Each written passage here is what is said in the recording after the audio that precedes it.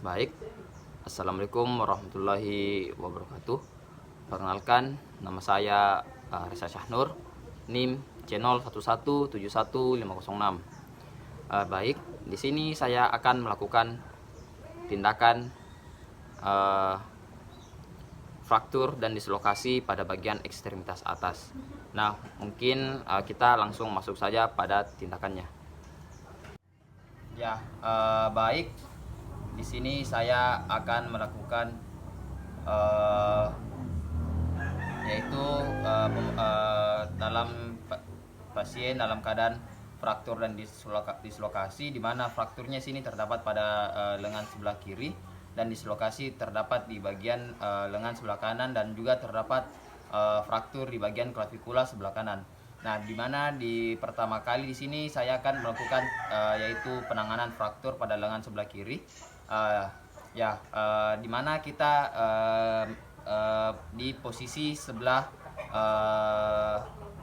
pasien yang mengalami sakit, yaitu pada daerah lengan sebelah kiri untuk menangani frakturnya terlebih dahulu.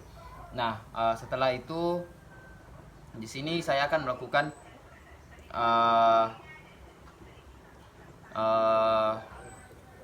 pemasangan bidai, yaitu di sini kita menyiapkan spalak 2 buah, kasa, dan juga perban elastis. Nah, dimana di sini kita menggunakan spalak yang untuk melewati 2 sisi sendi pada pasien yang akan kita gunakan. Nah, setelah itu di sini kita akan menggunakan pertama kali yaitu kita yaitu melakukan inspeksi, palpasi, pemeriksaan arteri radialis, medianus, ulnaris, dan brachialis, dan juga melakukan perabaan.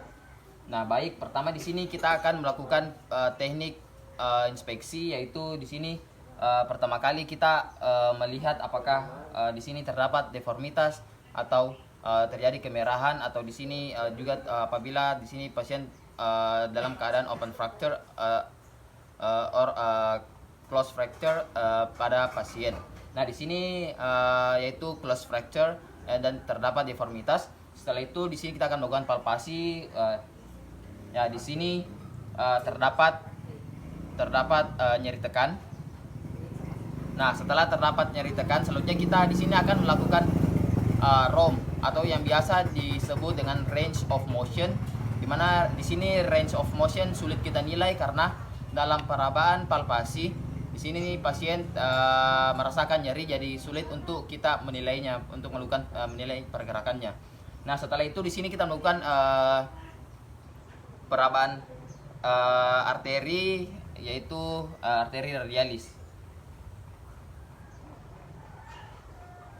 Nah, di sini terdapat arteri radialis teraba, dan juga di sini kita akan melakukan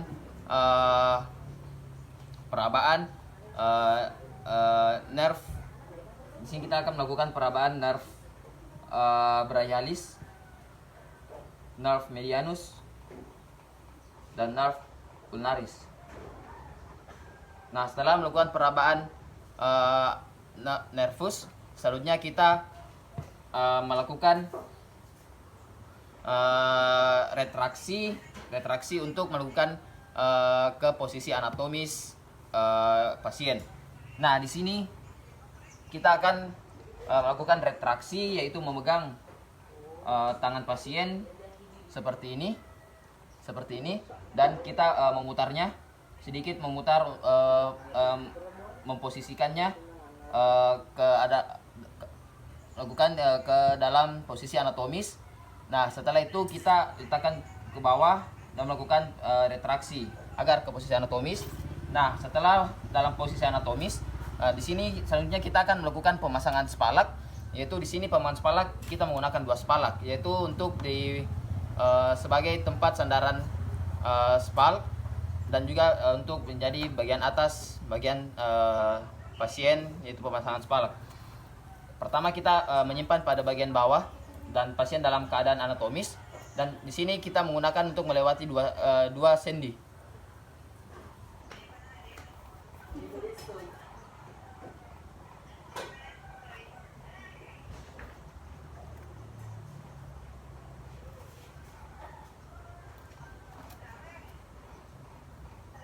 Nah, setelah terpasang, maaf sebelumnya kita menyimpan kasa di pada bagian persendian agar tidak merasakan nyeri dan juga pasien nyaman saat melakukan pemasangan.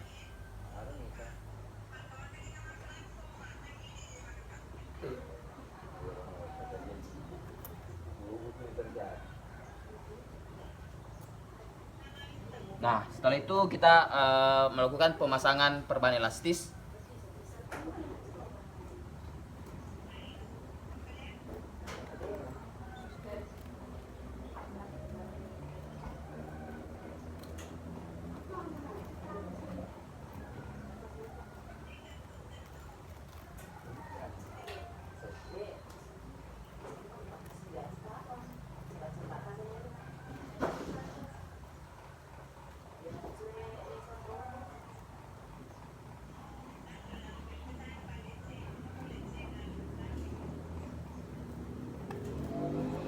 Ya, kita melakukan pemasangan spalak dan menutupnya menggunakan perban elastis, di mana di sini tekniknya itu kita tidak terlalu keras memasang, tidak terlalu erat dan tidak terlalu longgar pemasangan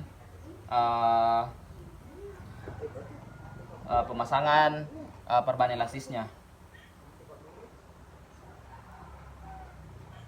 agar pasien merasa nyaman.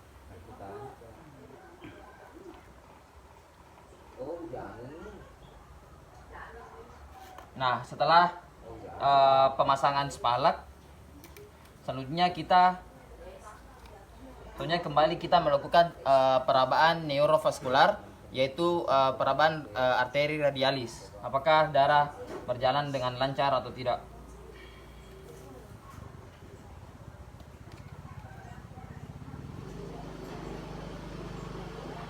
Nah, semuanya dalam keadaan normal. Nah, setelah melakukan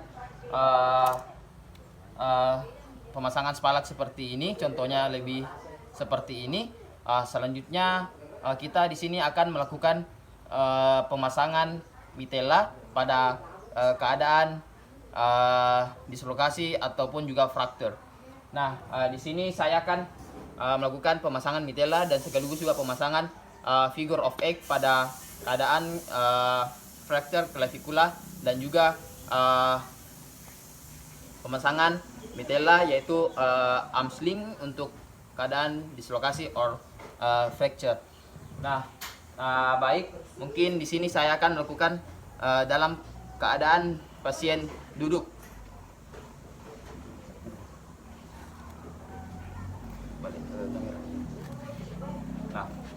Nah, baik, mungkin saya mengambil. Nah, di sini saya telah menyiapkan mitella dan juga menyiapkan juga mitella untuk pemasangan figure of 8 pada cedera. Nah, mungkin di sini saya akan melepas pemasangan spalaknya, karena di sini mungkin pasien sudah merasa, mungkin saya telah melakukannya tadi. Mungkin selanjutnya saya akan melakukan pemasangan mitella dan figure of 8, dan mungkin saya akan melepasnya terlebih dahulu.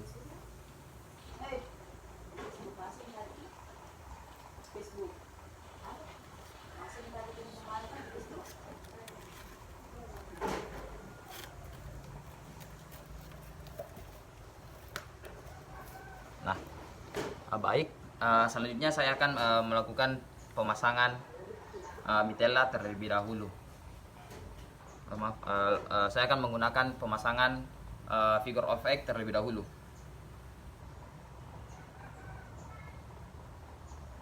Dimana di sini figure of 8, pertama kita berada di belakang pasien dan kita melakukannya pemasangan figure of 8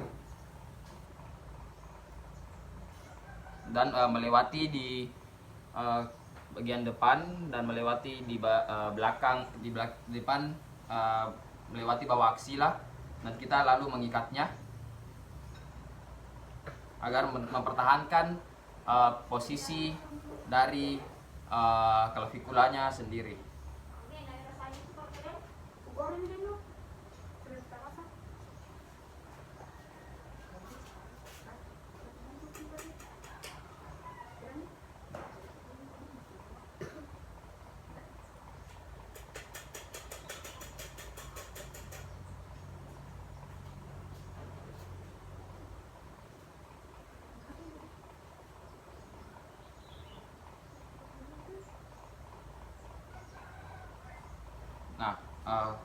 mungkin bisa lihat belakang. Nah, mungkin contoh kurang lebihnya pemasangannya seperti ini, yaitu pemasangan figure of egg. Nah, setelah pemasangan figure of egg, selanjutnya saya akan melakukan pemasangan mitella, yaitu armsling pada kecelakaan dislokasi or fracture. Nah, di sini saya telah menyiapkan mitella.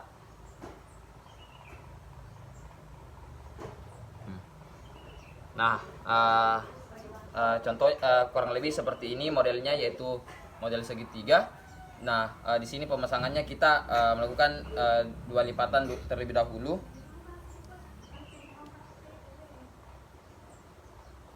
Nah, seperti ini. Setelah itu kita memposisikannya, yaitu seperti ini jadinya, yaitu posisi 90 derajat berada di daerah lengan bawah pasien, dan di daerah sudut 60 derajatnya ini yaitu berada di bagian sikut pasien, yaitu bagian elbow. Nah, mungkin pemasangannya akan lakukan seperti ini.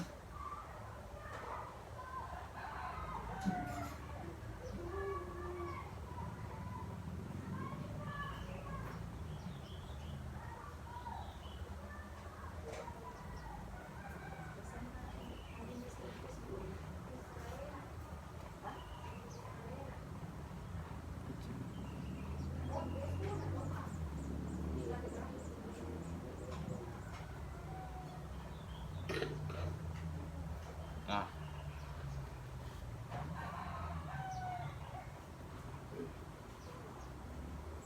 pemasangannya kurang lebih seperti ini. Kita mengikat jalannya. Nah, setelah itu ini kita memposisikannya untuk kita mengikatnya di sini agar lebih dari mitellanya terfiksasi. Nah, ya mungkin contoh pemasangan mitellanya kurang lebih seperti ini. Nah, mungkin saya akan melanjutkan yaitu teknik reposisi kembali pada kecelakaan, yaitu dalam kecelakaan dislokasi pada humerus, kabut humerus, yaitu melakukan reposisi. Ya, saya akan menggunakan 2 teknik, yaitu teknik Hippocratic dan juga teknik Milch. Nah, mungkin bisa kita langsung pada tindakan. Mungkin selebihnya saya akan melepas terlebih dahulu pemasangan armsling dan juga figure of egg.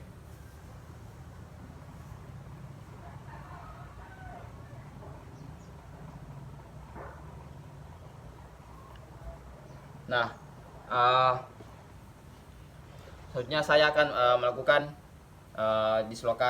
reposisi dislokasi pada daerah humerus.